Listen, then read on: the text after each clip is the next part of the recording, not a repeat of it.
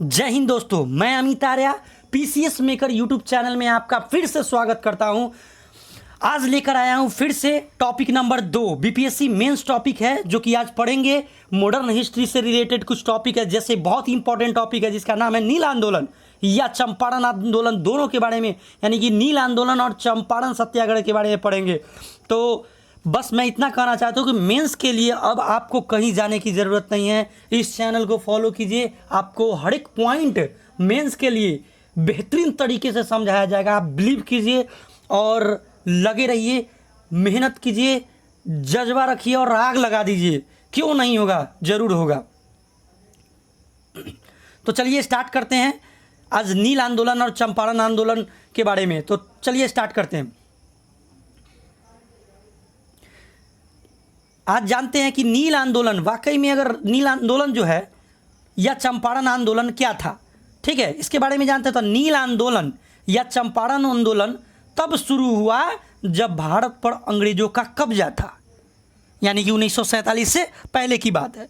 आइए जानते हैं नील आंदोलन और चंपारण आंदोलन, या जिसे चंपारण सत्याग्रह के नाम से भी जानते हैं, ठीक है, कब शुरू हुआ और इसका क्या रिजल्ट रहा, वो सब जानते हैं। हम देखते हैं बारीकी से।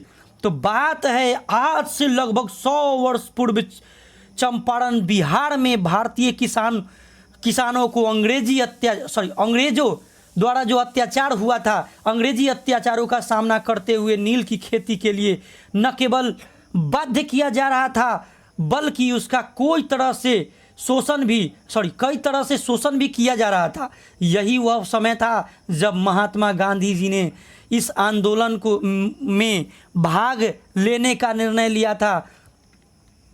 तो जानते हैं कि रियल में नील की खेती का मतलब क्या है और नील का खेती वाकई में होता क्या है। तो थोड़ा सा जानते हैं इसके बारे में।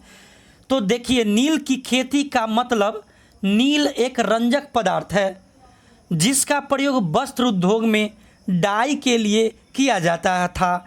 कहने का मतलब कि हम सब जो है अभी तरह तरह का कलरफुल वस्त्र का इस्तेमाल, क्लोथ का इस्तेमाल करते हैं, पहनते हैं। रेड, ब्लू, ग्रीन, बहुत सारे कलर जो है वो रंग बिरंग कलर होता है जो कि आप देखने को मिलता है। वो सब नील की खेती के माध्यम से ही वो कन्वर्ट करके सूती वस्त्र को रंग कर कलर दिया जाता था ताकि आकर्षक लगे। तो क्या हुआ कि इसकी ब्रिटेन में बड़ी मांग के कारण इसकी खेती अंग्रेजों द्वारा दक्षिण अफ्रीका के साथ साथ भारत में भी शुरू कर दी गई, जिस कारण भारतीय किसान जो कि अनाज एवं अन्य नकदी फसलों उगाने में क्या हो गए, उगाने की अधिक इच्छा रखता था। लेकिन नील के खेती के लिए अंग्रेजों ने इससे ज़मीन को बाध्य कर दिया था। जबरन नील की खेती करवाया जा रहा था।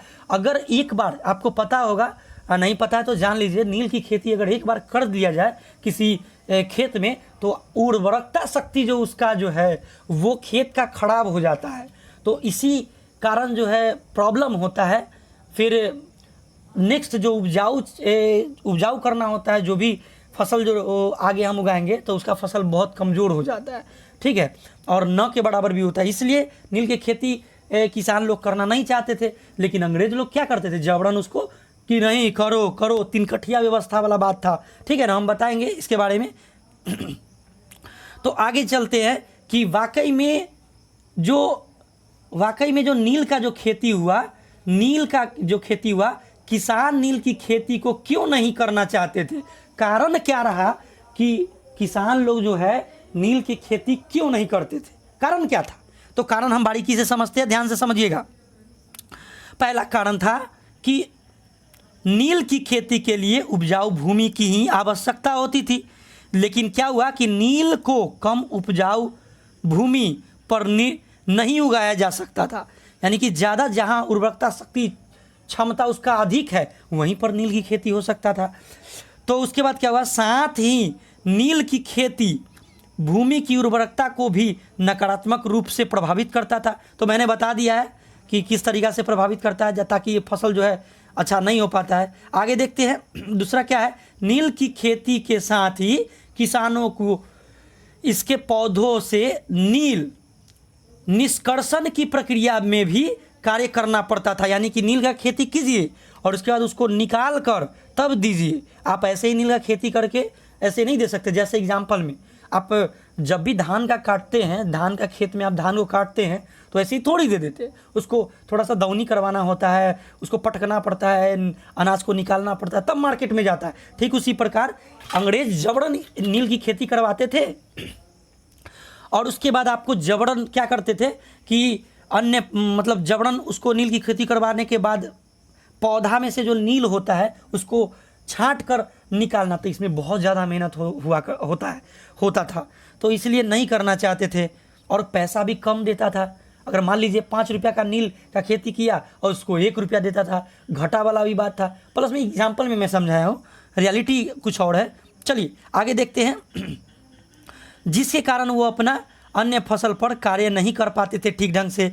उसके बाद तीसरा कारण है कि नील की पैदावार को गांव के नीलहे साहब द्वारा बेहद कम दामों पे खरीदना, मैंने बता चुका हूँ। बलपूर्वक किसानों को प्रताड़ित कर जबरन नील की खेती करना भी किसानों के रोष का एक प्रमुख कारण था। मतलब जबरन अब किसी को आप अपना हक जताइएगा तो फिर प्रॉब्लम होता है ना, तो वही खेती करवाता था। बेचारा किसान सब एक तो ऐसे ही गरीब होता है, एक ऐसे ही बहुत निचले वर्ग के लोग होते हैं और उनको आप प्रोत्साहन नहीं दीजिएगा तो आप बखूबी जानते हैं थोड़ा प्रॉब्लम होता है। अब सिंपल सी बात जानी ना, आपको कहेगा कि भाई अब लेबर मजदूरी वाला काम कीजिए तो क्या आपको तकलीफ नहीं होगा? अगर 24 घंटा में से आपको 18 घंटा में काम करवाएगा तो क्या आपको तकलीफ नहीं होगा? होगा, वो तकलीफ होगा। ठीक उसी प्रकार हर इंसान के लिए सोचिए। तो चलिए आगे देखते हैं कि वाकई में ये नील आंदोलन और नील की क्रांति जो हुआ था उसके बारे में थोड़ा सा और जान लेते हैं। नील आंदोलन नील की जबरन खेती के विरुद्ध एक किसान का आंदोलन था, किसान द्वारा किया गया आंदोलन था। यह आंदोलन भारतीय स्वाधीनता आंदोलन में एक मील का पत्थर साबित हुआ और इससे क्या हुआ कि पहले भी सब समय समय पर नील की खेती के खिलाफ आंदोलन छिड़ते रहे और बाद में होता है 1859 का नील आंदोलन। 1859 से 60 में बंगाल में नीलहे साहब ने ददनी नामक एक व्यवस्था लागू कर रखी थी। मतलब वहाँ पे बहुत बड़ा बड़ा जो जिसके पास खेत होता है, बहुत ज़्यादा मात्रा में बीघा पे बीघा खेत होता है, तो वो मालिक होता है, वो जबरन उस पर अत्याचार करता है क्योंकि अंग्रेज सब उसको घूस देता है, पैसा देता है और बहुत सारा इनकम देता है। तो भाई कोई भी अमीर बनने के लिए करेगा ना, तो ठीक ऐसे ही करता था जो कि बेकार है। उसके बाद क्या करता था, जिसके अंतर्गत क्या करता था कि 2 रुपया प्रति बीघा की दर से खेती कराने के लिए किसानों को बाध्य किया। बताइए, 1 बीघा मतलब 20 कट्ठा और 20 कट्ठा नील की खेती करवाइएगा तो 2 रुपया बेचारा को मिलता था। तो आगे समझ ही सकते क्या अन्याय ढा रहा था अंग्रेज सब, मतलब पटक पटक के मारे। खैर आगे चलते हैं, सॉरी टू से। इसके विरुद्ध बंगाल में आंदोलन हुआ और बाद में अंग्रेजों द्वारा एक नील आयोग का गठन भी किया गया जिसका अध्यक्ष सचिन सिंटनकर को बनाया गया। ठीक है, ये पीटी फैक्ट है, ध्यान रखिएगा। अध्यक्ष जो है सचिन बल्लेबाज के भी नाम से याद रख सकते हैं, ठीक है ना। तो इस आयोग की 1 मिनट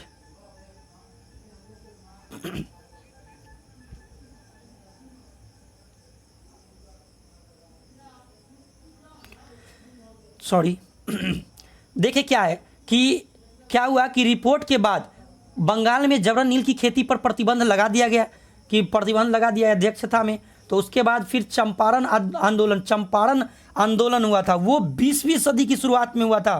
पीटी फैक्ट के लिए इंपॉर्टेंट है, ध्यान रखिएगा। क्या था, इस क्षेत्र में नीलहे साहब द्वारा अंग्रेजी सरकार की सहायता से 3 कठिया व्यवस्था लागू कर रखी थी। इस व्यवस्था के अंतर्गत 1 बीघा भूमि के अंतर्गत आने वाली 20 कट्ठा यानी कि स्थानीय भूमि माप का पैमाना है, उसमें क्या हुआ 20 कट्ठा में 3 कट्ठा में नील की खेती करना अनिवार्य था। मतलब 20 कट्ठा में 3 कट्ठा नील की खेती करना आपको जरूरी था। सोचिए 20 कट्ठा कर करके कितना, 20 कट्ठा में 3 कट्ठा जो है वो खेती करवाया, वो 3 कट्ठा का उर्वरकता शक्ति खत्म हो जाता था। फिर उसके बाद फिर अगला में, तो इस तरीक़ा से उर्वरकता शक्ति 20 कट्ठा का भी खत्म होने लगता था, तो फसल अच्छा से उपजाऊ नहीं होता था, गेहूँ, धान, चना या तिलहन को भी। तो आगे देखते हैं क्या हुआ कि चंपारण नील आंदोलन के नेता और चंपारण नील आंदोलन का नेतृत्व वाकई में किसने किया था, तो वो जानते हैं किसने किया था। तो चंपारण नील आंदोलन का नेतृत्व सबसे पहले पंडित राजकुमार शुक्ला द्वारा किया गया था।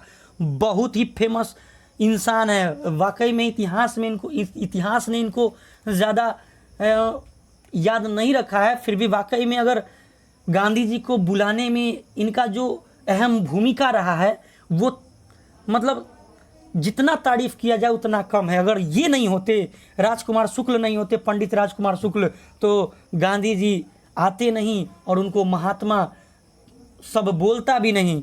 ठीक है, तो ये सारी बातें भी थी।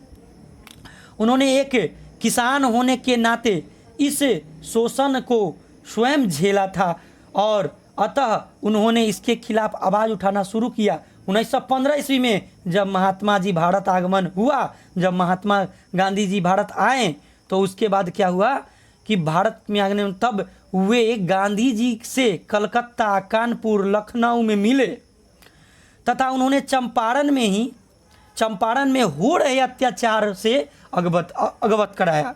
ठीक है, अवगत कराया। उन्होंने क्या किया कि चंपारण आकर एक आंदोलन में शामिल होने के लिए आमंत्रित किया, रिक्वेस्ट किए।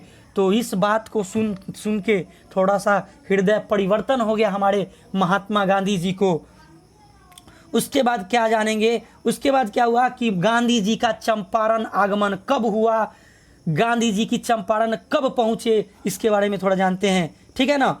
तो गांधी जी पंडित राजकुमार शुक्ल के आमंत्रण पर 10 अप्रैल 1917 को बांकीपुर पहुँचे और फिर मुजफ्फरपुर होते हुए 15 अप्रैल 1917 को बिहार के चंपारण पहुँचे। तो ये पीटी फैक्ट है, आप इसको ध्यान रखिएगा। ठीक है ना, ये पीटी फैक्ट है, याद रखिएगा। क्वेश्चन कई बार बीपीएससी में, बिहार दरोगा में, बीएसएससी में और बीपीएसएससी में पूछ चुका है। आगे देखते हैं उसके बाद क्या हुआ कि बिहार के चंपारण में पहुँचे। ठीक है, तत्कालीन समय चंपारण बिहार राज्य का एक जिला हुआ करता था, जिसे अब 2 जिला में बांट दिया गया। एक का नाम है पूर्वी चंपारण जिला और पश्चिमी चंपारण जिला में बांट दिया गया। ठीक है ना। तो कुछ जानते हैं कि चंपारण आंदोलन कब हुआ, चंपारण सत्याग्रह कब हुआ, यानी कि चंपारण आंदोलन, चंपारण सत्याग्रह जो हुआ कब हुआ, उसके बारे में थोड़ा सा एक बार और जान लेते हैं। तो चंपारण आंदोलन 19 अप्रैल 1917 को शुरू हुआ था। ध्यान रखिएगा, पीटी फैक्ट है। जिसका नेतृत्व गांधी जी ने किया नील की खेती के विरोध में चल रहे नील आंदोलन को ही जब गांधी जी ने बिहार के चंपारण से शुरू किया तो इसे चंपारण आंदोलन और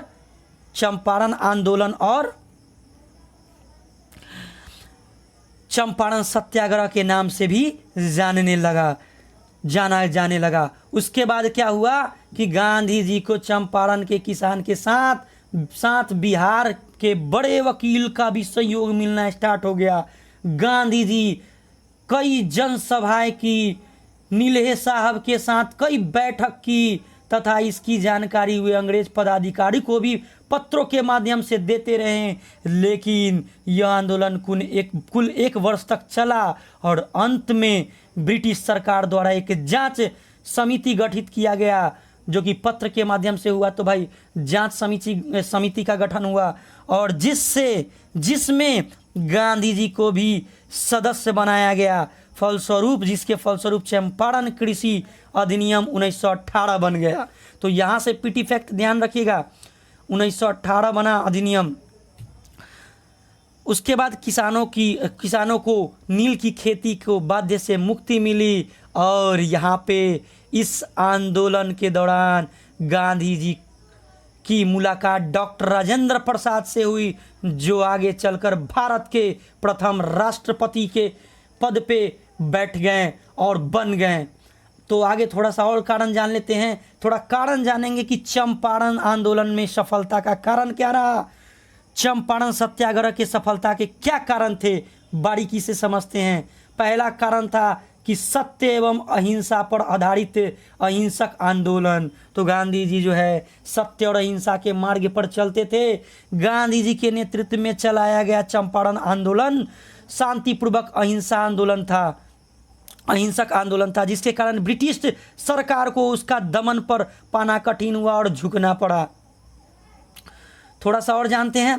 दूसरा क्या कारण था सफल होने का, तो आंदोलन का सही प्रचार एवं प्रसार होना, ये भी एक तत्कालीन कारण था। उसके बाद तत्कालीन समाचार पत्रों द्वारा चंपारण आंदोलन को प्रमुखता से छापा गया और पूरा डिटेल में पेपर पे भी फ्रंट पेज पे डाला गया चंपारण सत्याग्रह के बारे में और नील आंदोलन के बारे में, जिससे आंदोलन की लोकप्रियता किसान में बढ़ी और शिक्षित वर्ग भी गांधी जी के इस आंदोलन से जुड़ते गए। लेकिन शिक्षित वर्ग थोड़ा कम मात्रा में जुड़े थे, लेकिन फिर भी जुड़े थे। उसके बाद क्या हुआ, वकीलों का भी सहयोग क्योंकि प्राप्त होने लगा, क्योंकि गांधी जी एक वकील थे, बहुत बड़े वकील थे। क्योंकि गांधी जी भी स्वयं बैरिस्टर यानी कि वकील थे, वरिष्ठ वकील थे, इसलिए उन्हें बिहार के बड़े वकील से काफ़ी सहयोग प्राप्त हुआ। तो ये सब कारण था सफलता का। तो रिजल्ट क्या रहा, परिणाम क्या रहा, वो जानते हैं थोड़ा सा। तो परिणाम रहा किसान को 3 कठिया व्यवस्था यानी कि नीलहे साहब एवं दमनकारी ब्रिटिश कृषि नीतियों से छुटकारा मिल गया।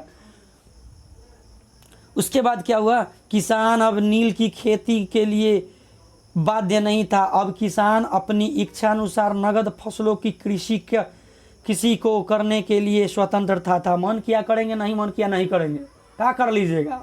तो ऐसा व्यवस्था आ गया, अच्छा हुआ किसान के प्रति। विकास देखते हैं, विकास की प्रारंभिक पहल थोड़ा जान लेते हैं किस तरीका के था। इस आंदोलन के दौरान गांधी जी भी भारतीयों को यह समझाने में सफल हुए कि स्वच्छता से ही अधिक महत्वपूर्ण अधिक महत्वपूर्ण साथ ही चंपारण में पाठशाला, चिकित्सा, खादी संस्था, आश्रम का भी स्थापना किए गए, जिससे वहाँ प्रारंभिक विकास होना शुरू हो गया। उसके बाद गांधी जी क्या किए, महात्मा बनने का भी उनके सफ़र के बारे में थोड़ा जान लेते हैं कि गांधी जी को महात्मा के बारे में भी बनने का सफ़र थोड़ा जानते हैं। क्या हुआ था कि इसी आंदोलन से मोहनदास करमचंद गांधी का महात्मा बनने का सफ़र भी शुरू हुआ। इस आंदोलन के आगमन के साथ ही उसका व्यक्तित्व मोहनदास करमचंद गांधी से महात्मा गांधी तक का सफ़र अग्रसर रहा। तो एक और पॉइंट है, थोड़ा जान लेते हैं इसका परिणाम और थोड़ा जान लेते हैं। मेंस के पॉइंट ऑफ व्यू से बहुत इंपॉर्टेंट है। किसान का आत्मविश्वास बहुत ज़्यादा बढ़ने लगा। तो इस आंदोलन से पहले चंपारण के किसानों की मनोस्थिति आत्महत्या करने की हो चली थी, पर गांधी जी द्वारा संपादित इस सफल आंदोलन के बाद भारतीय किसानों का आत्मविश्वास बढ़ा और उन्होंने सत्याग्रह एवं एकता की शक्ति का आभास हुआ और आगे चल के क्या किया गया, स्वतंत्रता आंदोलन का सहायक एक भूमिका निभाया। जो चंपारण आंदोलन में सत्याग्रह का भारत में एक राष्ट्र स्तर पर भी इसका प्रथम प्रयोग सफल रहा। चंपारण सत्याग्रह गांधी जी का प्रथम सत्याग्रह रहा और सफल सत्याग्रह रहा। अहिंसक होने के कारण ब्रिटिश सरकार को भी इसके आगे झुकना पड़ा।